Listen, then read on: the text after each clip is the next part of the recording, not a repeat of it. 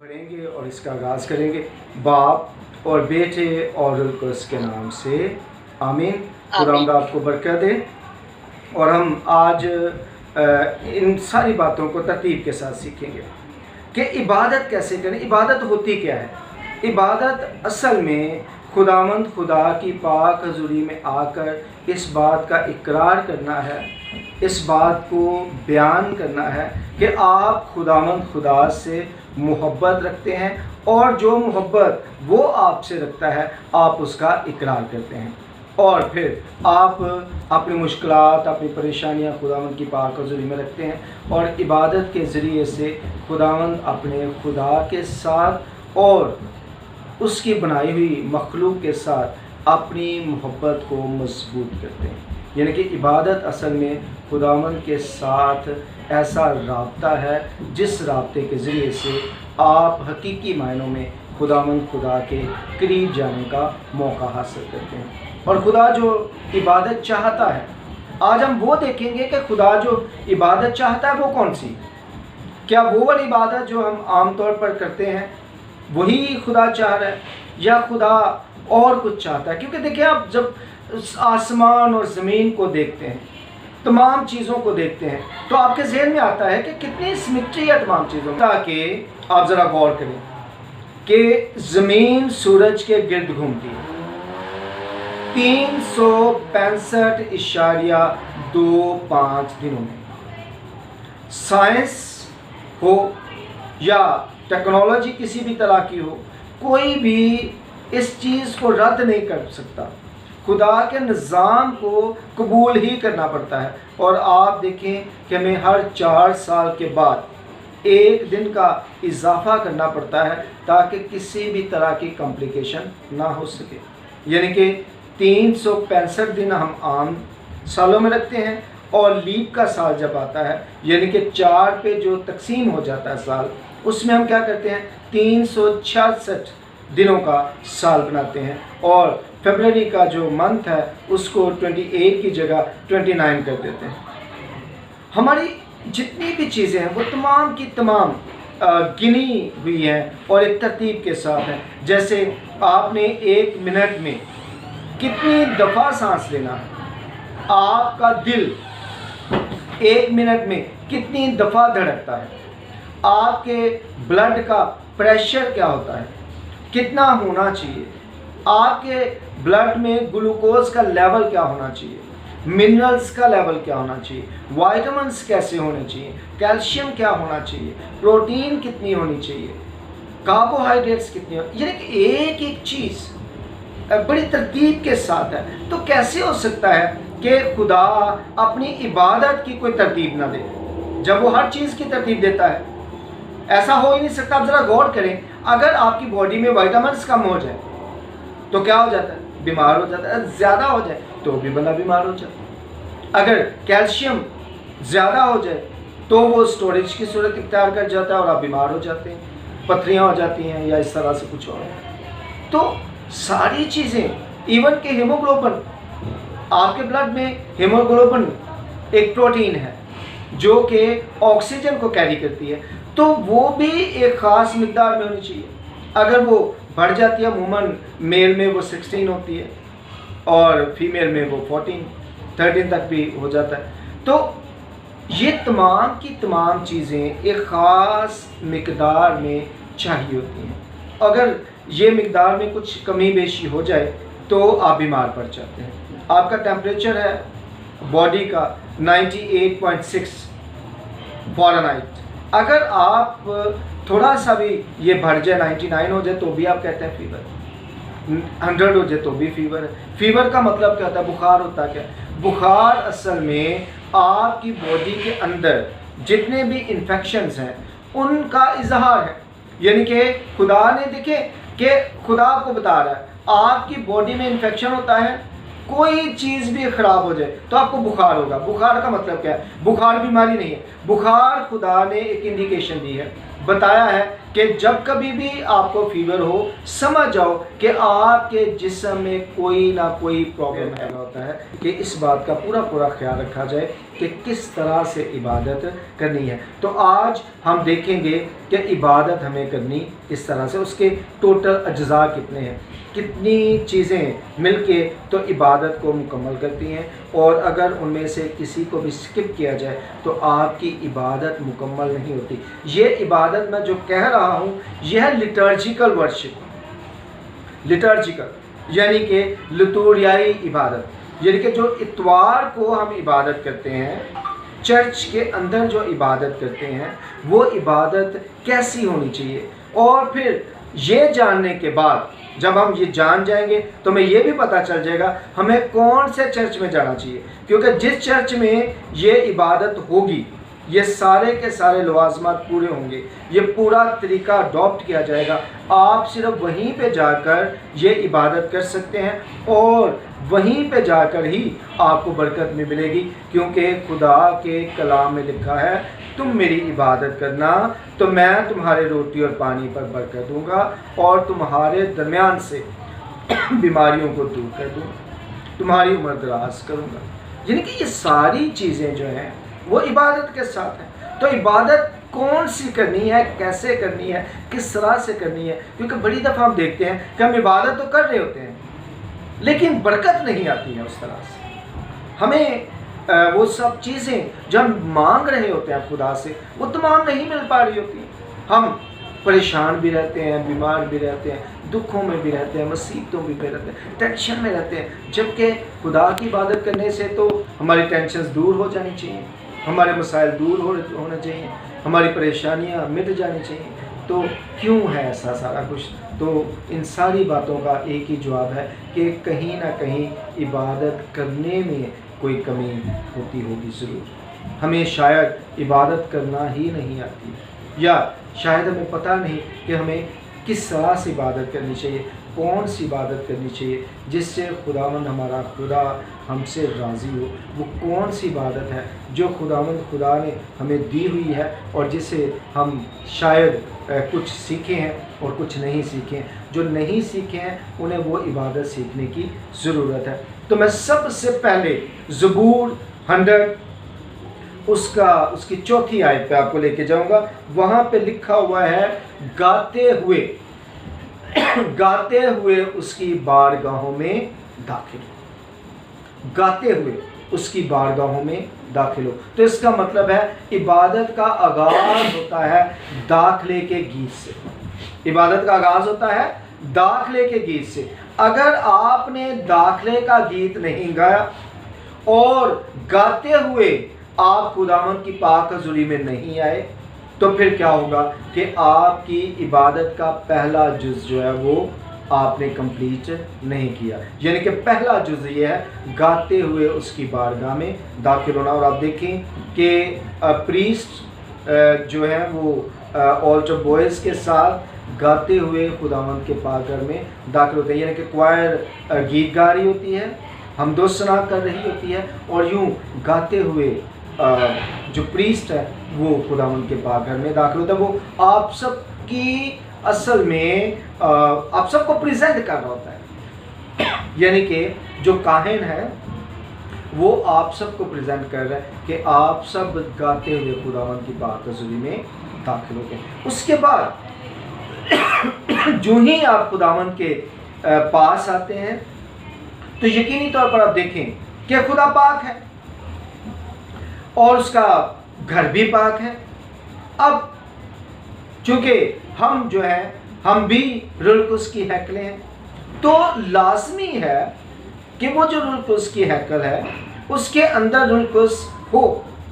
ہم سے کئی دفعہ چھوٹی موٹی غلطیاں ہوتی ہیں، کئی دفعہ ہم سے چھوٹے موٹے گناہ ہوتے ہیں، ہم سوچتے ہیں کہ کوئی بڑا گناہ ہوگا تو پھر ہی گناہ ہے، چھوٹا موٹا گناہ ہم سمجھتے نہیں ہیں گناہ۔ ہو سکتا ہے آپ گھر سے نکلے ہیں چرچ کے لیے اور آپ نے اپنے بیٹے کو یا بیٹی کو ڈانٹا ہے، یا کوئی غلط لفظ بول دیا ہے، یا پڑوسی کو کچھ کہہ دیا ہے، یا راستے میں چلتے ہوئے آپ نے کچھ ایسی حرکت کر دی ہے کہ جو آپ کو نہیں لگا کہ یہ گناہ ہے لیکن خدا کی نگاہ میں وہ برا ہے، تو کیا ہوگا؟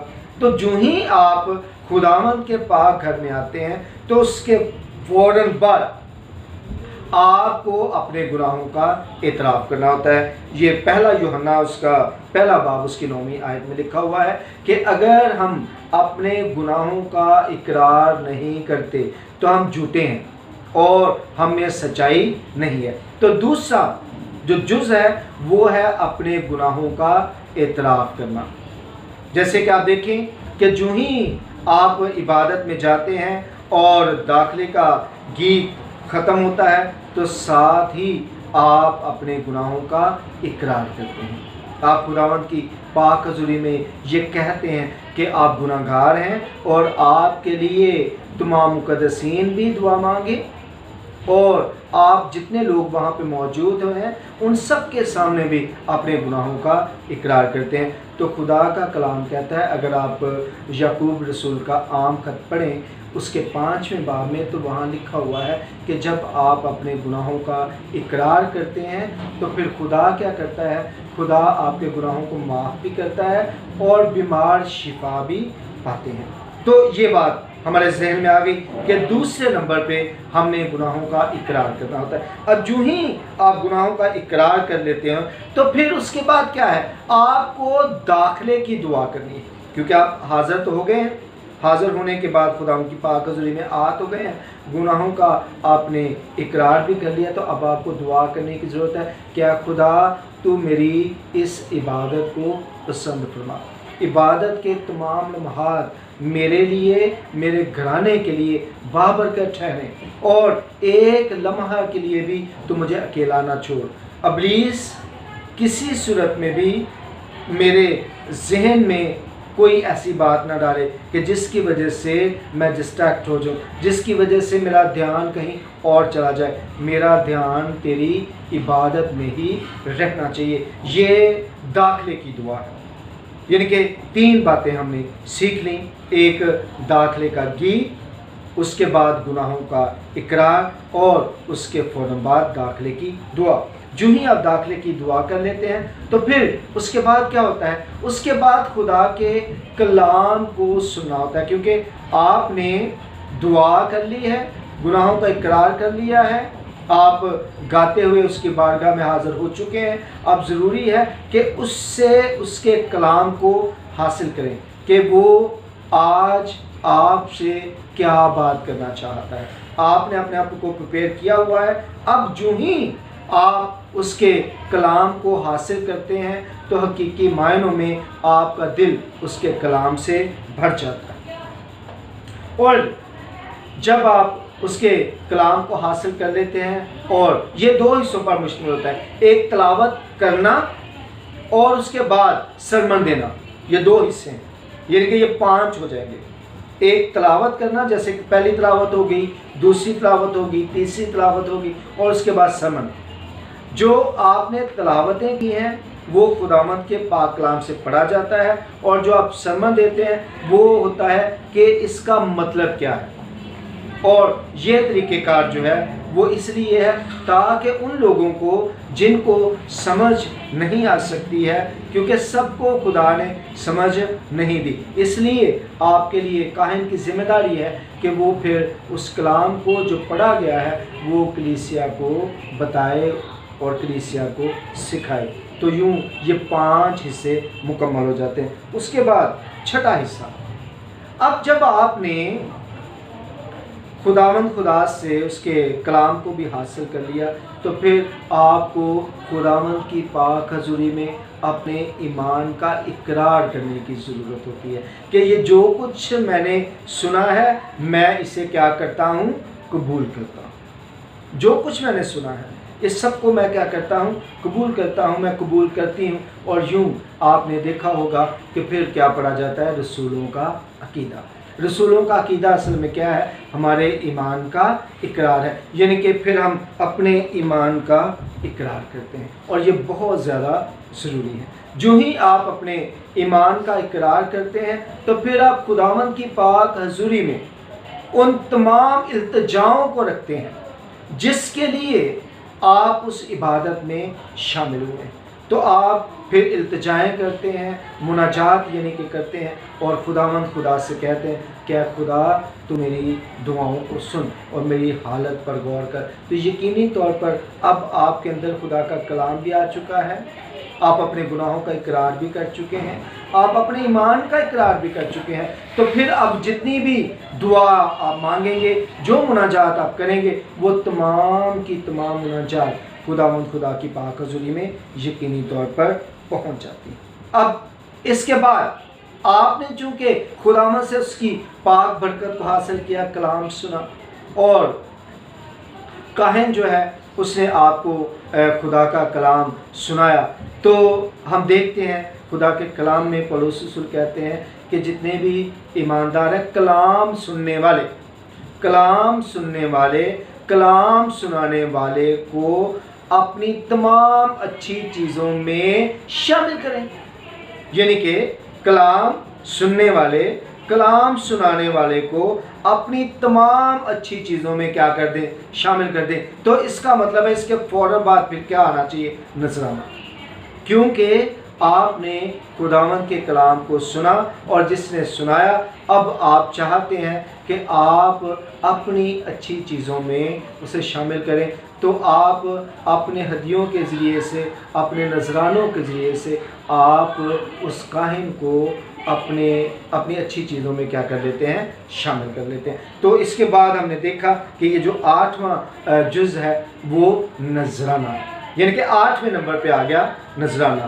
ہم ترتیب سے دیکھتے جا رہے ہیں کہ کون کون سی چیزیں ہوں گی تو آپ کی عبادت کمپلیٹ ہوگی۔ اب نذرانے کے فوراً بعد آپ کو خداوند خدا کی پاک حضوری میں، کیونکہ آپ ویل پریپیئرڈ ہیں، آپ پورے طور پر تیار ہو چکے ہیں، ہر لحاظ سے تیار ہو چکے ہیں، پورے طور پر پاک ہو چکے ہیں، اور یسوع مسیح نے یہ کہا تھا کہ جب تو قربان گاہ پہ جائے اور تجھے یاد آئے کہ تیرے بھائی کو تجھ سے کوئی شکایت ہے تو کیا کر؟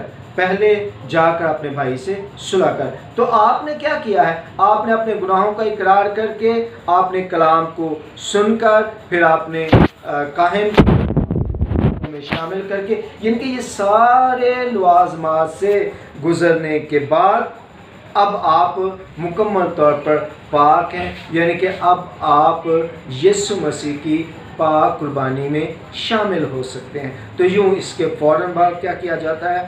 پاک ماس کی قربانی گزرانی جاتی ہے، یعنی کہ پاک ماس ہوتی ہے جس میں آپ مسیح کے پاک بدن اور پاک خون میں شراکت حاصل کرتے ہیں، اور یوں آپ ہر لحاظ سے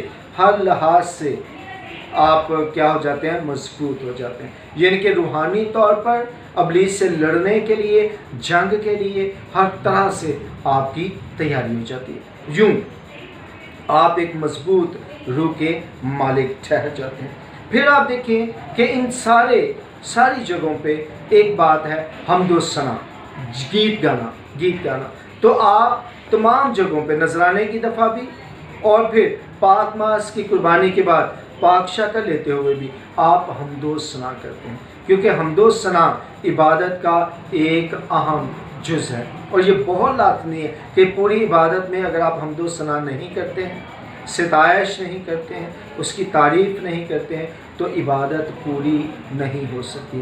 اس لیے پھر آپ وقفے سے اس کی حمد و ثنا بھی کرتے رہتے ہیں، یعنی کہ اس کی پاک حضوری میں اپنے ہونٹوں کی قربانی کا نذرانہ، ہونٹوں کا نذرانہ آپ دیتے ہیں، یعنی کہ ہونٹوں کی قربانی آپ خداوند کی پاک حضوری میں گزرانتے ہیں، اور یہ خداوند خدا کو بہت زیادہ پسند ہے۔ تو رخصتی کی دعا کرتے ہیں، شکر گزاری کی دعا۔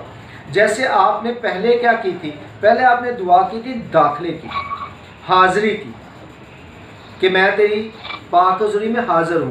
اب آپ اس کی پاک حضوری سے اپنے گھر آنے کو ہیں، تو آپ یہ دعا کریں گے کہ میں تیری پاک حضوری میں ٹھہرا ہی رہوں، یعنی کہ بے شک میں تیرے پاک گھر سے اپنے گھر کو جا رہا ہوں، لیکن میں چاہتا ہوں کہ جو آج میں نے تیری پاک حضوری میں وقت گزارا ہے، جو آج میں نے پاکیزگی حاصل کی ہے، یہ پاکیزگی میرے ساتھ میرے گھر میں جائے، تاکہ یہ برکت جو آج میں نے اے خدا تیرے پاک گھر سے حاصل کی ہے وہ میرے گھرانے میں منتقل ہو جائے، اور میرا گھرانہ جو ہے وہ بابرکت گھرانہ ہو۔ اور جو ہی آپ یہ آخری دعا کر لیتے ہیں تو کاہن آپ کو کیا کرتا ہے؟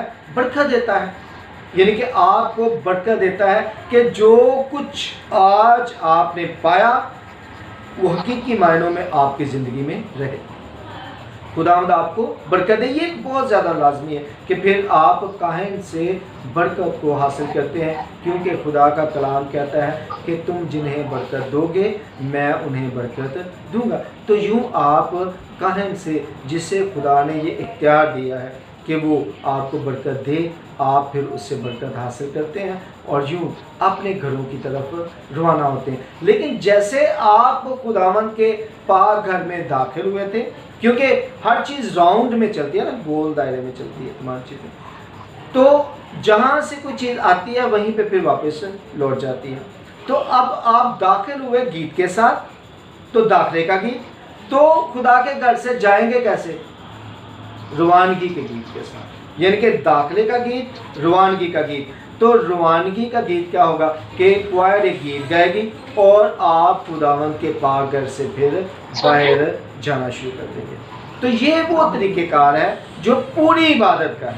اگر آپ نے پوری عبادت کرنی ہے تو پھر آپ کو یہ ساری چیزیں جو ہیں ان میں سے گزرنا پڑے گا، اور جہاں پہ آپ جائیں اور آپ کو لگے کہ یہاں پہ یہ کام نہیں ہو رہے، تو اس کا مطلب ہے کہ آپ کی عبادت بھی پوری نہیں ہو رہی۔ عبادت کرنے کے لیے آپ کو تمام کام کرنے کی ضرورت ہے، یعنی کہ وہ تمام لوازمات پورے کرنے کی ضرورت ہے جن کی آپ کی روح کو ضرورت ہے۔ یہ بالکل اسی طرح سے ہے جیسے کہ آپ ایک تندرست و توانا زندگی حاصل کرنا چاہتے ہیں، تو پھر آپ کو خالی روٹی ہی نہیں بلکہ آپ کو پھل بھی استعمال کرنے پڑیں گے، پانی بھی، اور بھی بہت سی چیزیں جو ہیں وہ آپ کو استعمال کرنی ہوں گی۔ آپ کو اپنے جسم میں پانی کی مقدار کو پورا رکھنا ہوگا۔